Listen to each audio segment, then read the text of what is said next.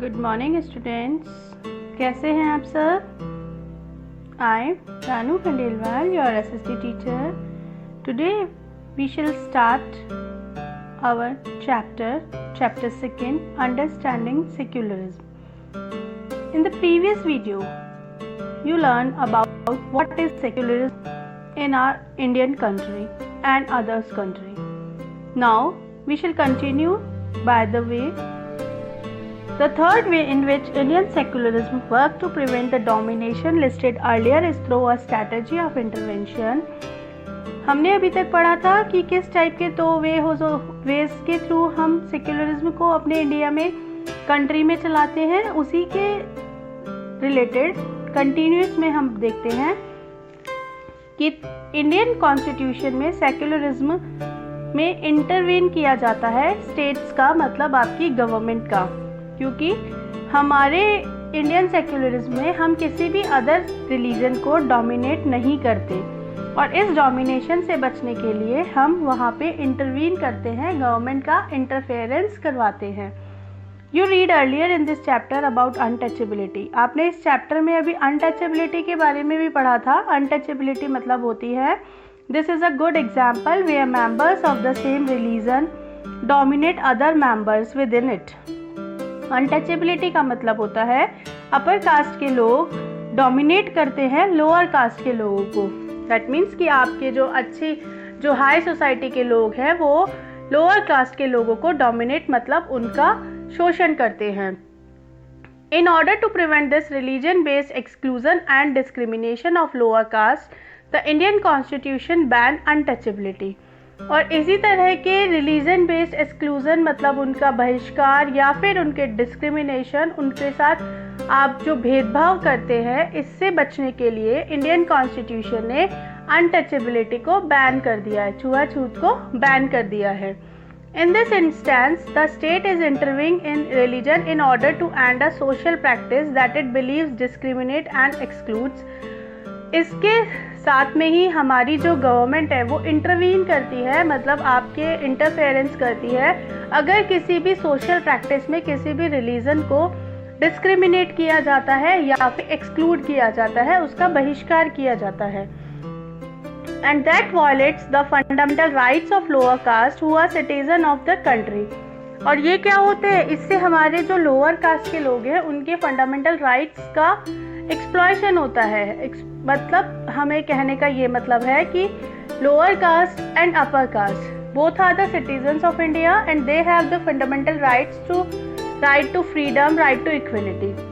So when the upper caste dominate other caste, तो that violates the fundamental rights of lower caste. जब upper caste या ऊंचे cast के लोग lower caste के लोगों का डोमिनेशन करते हैं तो उनके फंडामेंटल राइट्स का एक्सप्लॉयशन होता है, मतलब उनकी प्रॉब्लम होती है, उनका हनन होता है. Similarly, to ensure that laws relating to equal inheritance rights are respected, the state may have to intervene in the religion-based personal laws of community.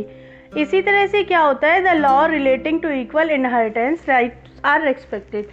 सभी के लिए उनके राइट्स, उनके लॉ, उनके रिलीजन के लिए इम्पॉर्टेंट है और हमारी स्टेट को, हमारी गवर्नमेंट को उसमें इंटरवीन करना पड़ता है, इंटरफेरेंस करना पड़ता है, जिससे वो उनके पर्सनल लॉज को बचा सके.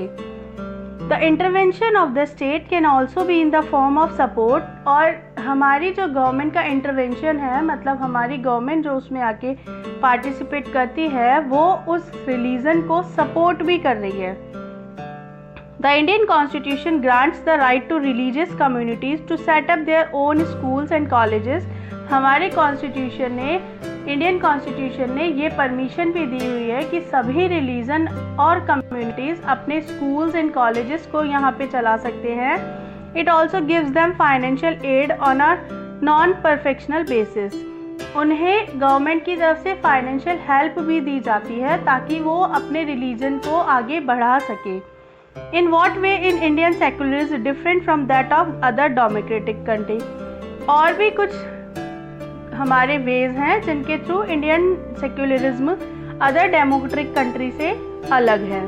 Some of the above objectives are similar to those that have been included in the constitution of secular democratic countries in other parts of the world. कुछ objectives तो हमारे भी similar ही है other countries से, जो कि हमें democratic country में secular democratic country बनाती हैं. For example, the first amendment of the US Constitution prohibits the legislature from making laws respecting an establishment of religion.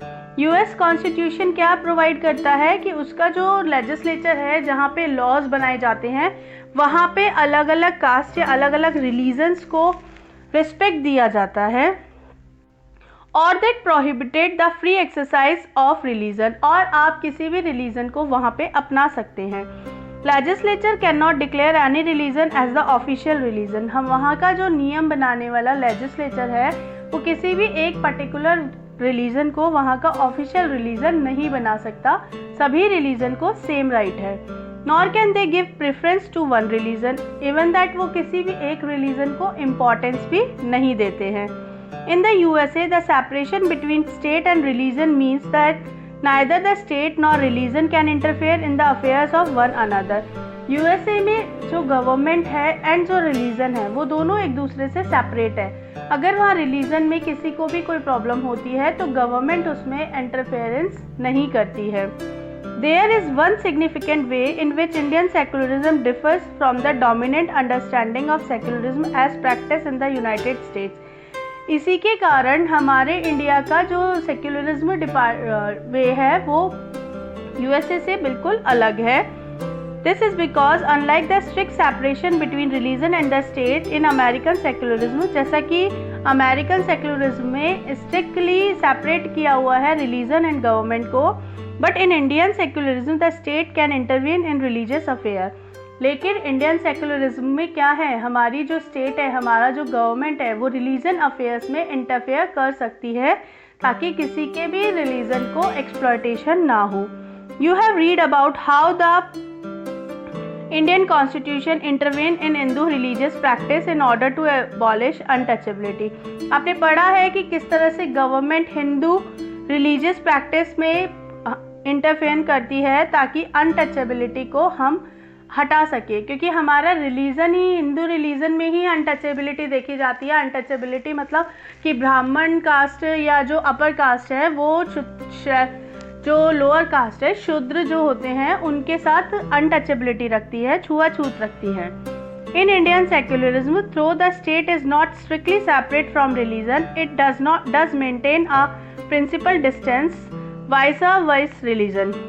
यहाँ पे जो स्टेट है वो स्ट्रिक्टली सेपरेट नहीं है. स्टेट मतलब गवर्नमेंट सेपरेट नहीं है, बट वो एक प्रिंसिपल के थ्रू मेंटेन करती है अपने डिसऑर्डर्स को ताकि वो रिलीजन की एक्सप्लॉयटेशंस को बचा सके. This means that any interference in religion by the state has to be based on the ideals laid out in the constitution. अगर इंडियन गवर्नमेंट किसी भी रिलीजन में इंटरफेयर करती है तो वो उसी आधार पर कर सकती है जैसा कि कॉन्स्टिट्यूशन में दिया गया है. These ideals serve as the standard through which we can judge whether the state is not behaving according to secular principles. और उन्हीं ideals के थ्रू हम मान सकते हैं कि हमारा जो state है वो behaving कर रहा है secular state के according और not, मतलब हमारे state की government religion को help कर रही है और नहीं कर रही है.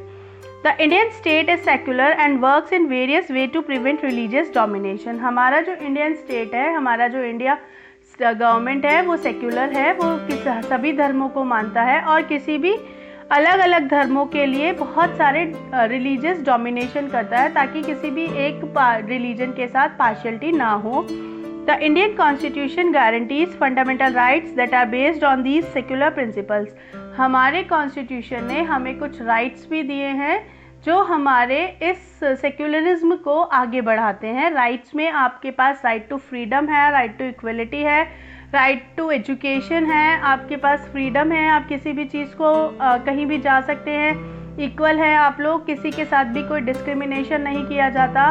आप लोग एजुकेशन के लिए फ्री हैं, आपको कैसी भी एजुकेशन मिल सकती है, आप जैसा आप लेना चाहे वैसी एजुकेशन आप ले सकते हैं। And right to religious freedom है, आप किसी भी धर्म को अपना सकते हैं। तो ये सब राइट्स आपको किस में मिले हैं? हमारे कॉन्स्टिट्यूशन के फंडामेंटल राइट्स में। However, this is not to say that there is no violation of these rights in Indian society. इसी के साथ ये कहा जा सकता है कि हमारी सोसाइटी में किसी भी रिलीजन के लिए वायलेशन नहीं होता। Indeed, it is precisely because such violations happen frequently that we need a constitutional mechanism to prevent them from happening.